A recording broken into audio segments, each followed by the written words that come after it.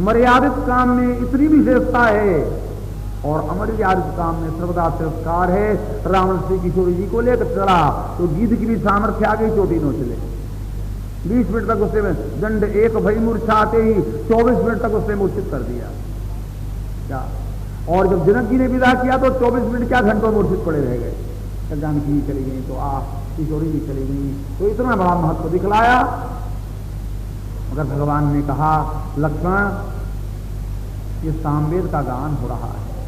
देखो ऐसा लग रहा है कि सौंदर्य के जितने भी प्रसाधन संसार में हैं वो दीपक से शून्य थे, आज इस दीपक की प्रभा में प्रभान्वित हो रहे हैं सब।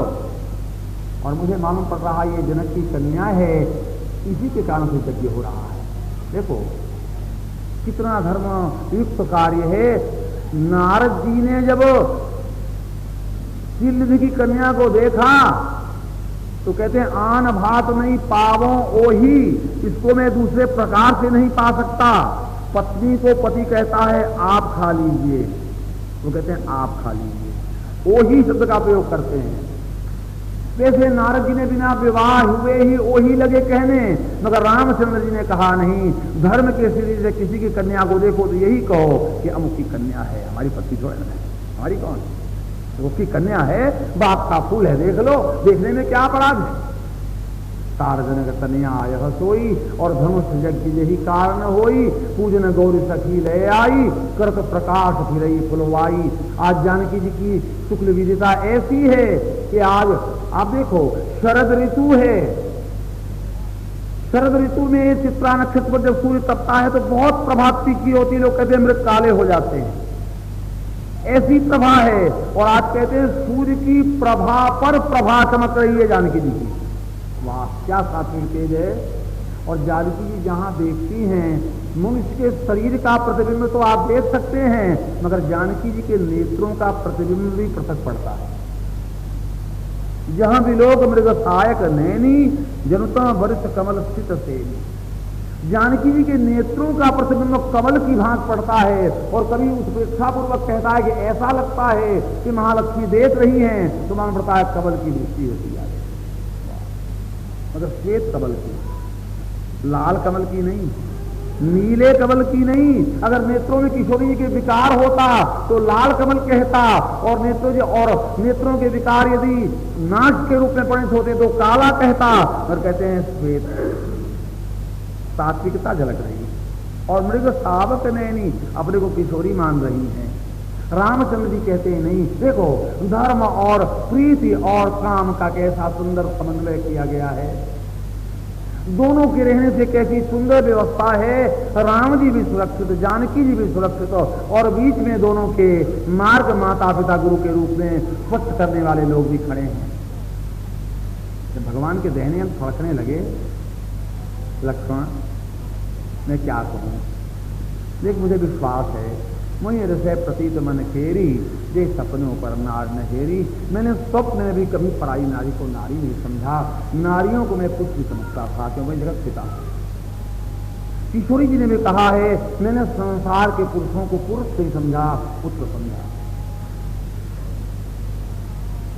इन्होंने दोनों की जो जगत पिता हैं और जगत माता हैं, तो इनके दृष्टिकोण अलग हैं। और कहा लक्ष्मण आज जो अंग फरक रहे हैं, आज देखो ये तो भगवान जाने, विधाता जाने क्या बात है।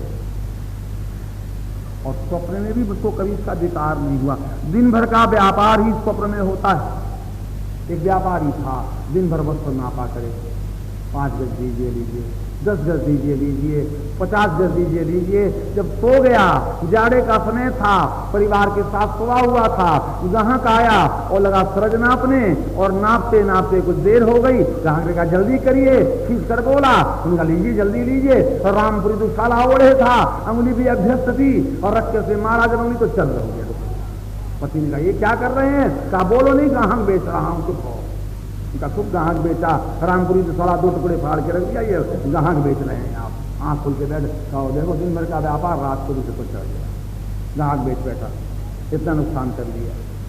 देखो तो भगवान कहते हैं जब मैंने कभी ऐसा दिन में विचार ही नहीं किया, तो रात्रि में मुझे विचार कैसे आ सकता है। याद रखो जीवन में कभी भी भगवान राम, अरे एक बात है, हमने उस केडिया से कहा, उनका याद रखो, आप तो कह रहे हो विश्वविद्यालय की लड़कियों, और राम एक नारी को देखकर कह रहे हैं कि मुझे से प्रतीत मन केरी जे सपने पर नारी न हेरी। एक व्यक्ति कहीं गए, उनको किसी का अच्छा जूता दिखा तो इच्छा गया, अच्छा ले चलें तो क्या हो, किसी का अच्छा कमंडल दिखा तो सोचा ले चलें तो क्या हो, किसी का अच्छा छाता दिखा तो सोचे, फिर सोचे हम ईमानदार तो हैं, हाँ अच्छा अच्छा तो ले जा रहे हैं।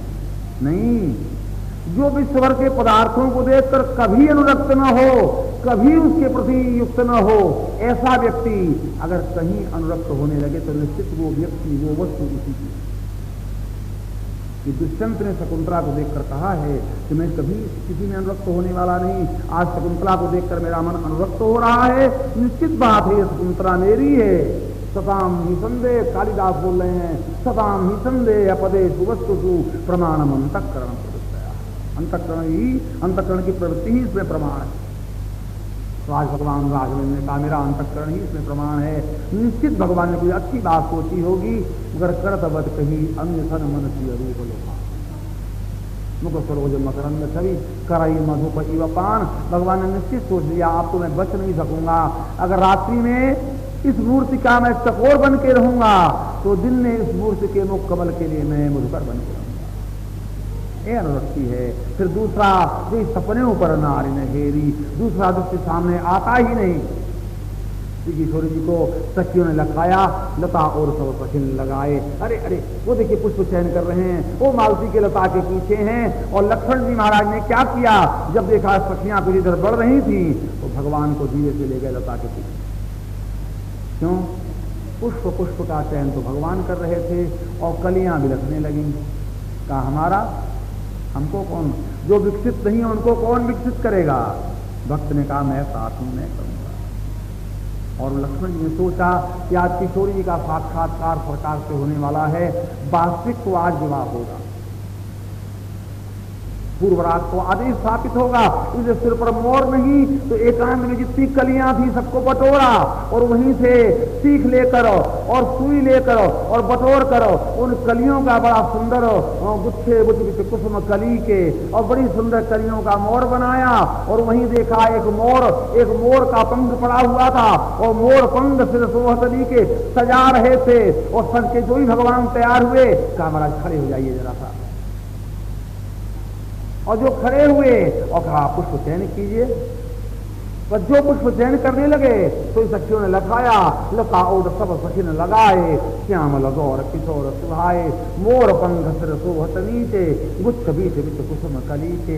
लक्ष्मण जी का संकेत था, उस मोर को देखकर हम विभोर हो जाते हैं, जो घन को देखकर विभोर होकर नृत्य करने लगता है, उन किशोरी जी को देखकर भगवान भी विभोर हो गए। कहा जैसे मोर पक्ष को आपके पाले हुए मोर के एक पंख को शिरोभाग में धारण कर लिया तो आपके लिए सर्वदा में, आप अगर समर्पित हैं तो मैं सर्वदा आपको ग्रहण करता हूं। एक अद्भुत प्रेम का सामंजस्य उपस्थित हुआ।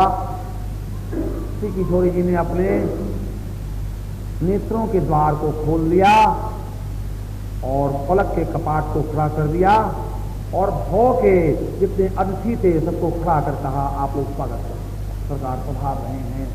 और हृदय में भाव सिंहासन पर लाने के लिए प्रेम पट के पावड़े डालना आरंभ किया।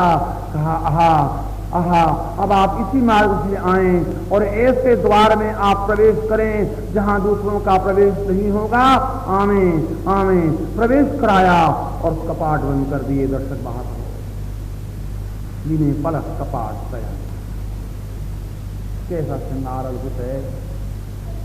भगवान रामभद्र जब देख रहे थे तो किशोरी जी कहीं और थी और भगवान ध्यानस्थ हो गए थे। और जब भगवान सामने आए तो किशोरी जी देखकर ध्यानस्थ हो गई। देखिए पूर्वराग भी हो रहा है मगर ध्यान भी हो रहा है। सखियों ने देखा, सखियों को देखकर बड़ा आश्चर्य हुआ। वाह, सौंदर्य तो वास्तव में श्री किशोरी जी के लिए है। ये भोग लगाने लायक सौंदर्य है, ये ठाकुर ठाकुरानी का सौंदर्य है। गदगद हो गई और बड़ी आनंदित हुई। मगर देखा श्री किशोरी जी आंख भी